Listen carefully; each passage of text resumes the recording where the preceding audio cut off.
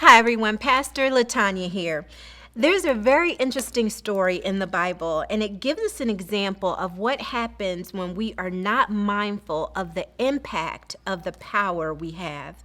And it comes from the book of Genesis, chapter 11, verses 1 through 9. And it is the story of the Tower of Babel and how that name came to be.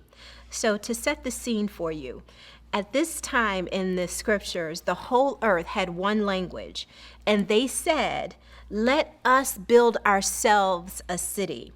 And the emphasis here is mine for the sake of the telling of this story. And they said, "We want to build ourselves a city, a tower whose tops reach the heavens, and let us make a name for ourselves." And the Lord saw this and said, "Let us confuse their language, that they may not understand one another's speech," and they were scattered abroad. And this place was called Babel. And Babel is derived from the Hebrew word balal, which means confused or mixed up. So in this story that I just shared with you, there is one main principle at play, and it's this. For us to turn away from coveting or seeking after personal power or recognition, because the result of that can be confusion where there may have once been unity. So it wasn't them speaking the same language that was the problem, because that common language did produce a unity, but it was the motives and the intent of their heart that was the problem. And it was what was in their heart that fueled their actions, and the result was confusion. So I want to make this point though. Power and influence in and of themselves are not a problem at all, because some of us may get it for the sake of, or because of the role that we have, or the things that we might accomplish. But in and of themselves, power and influence are not a problem. It is what the holder does with it that becomes the challenge, if it's not something good, but something detrimental. So then how does all this apply to you and me?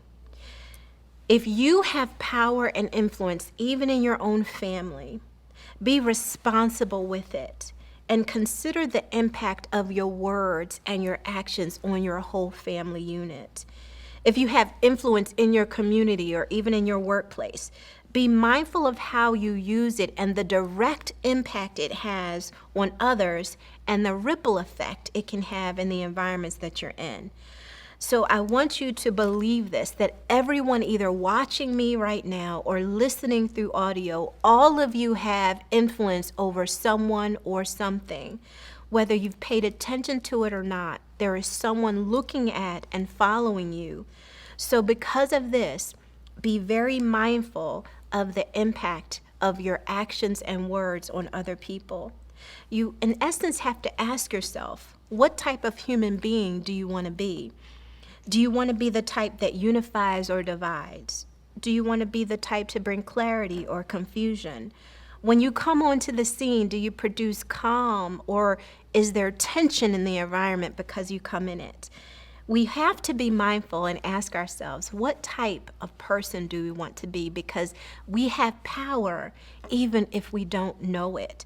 So let these words and let these principles sink in as you meditate on them today, because you are more powerful than you think you are. God be with you today.